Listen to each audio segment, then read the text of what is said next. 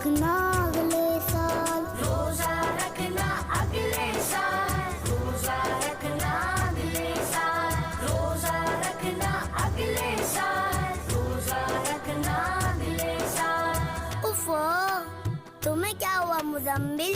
तुम क्यों उदास बैठे हो? क्या बताऊं यार, मेरी मामा तो मुझे कभी भी रोजा नहीं रखने देती। क्यों भाई क्यों? वो क्या कहती हैं?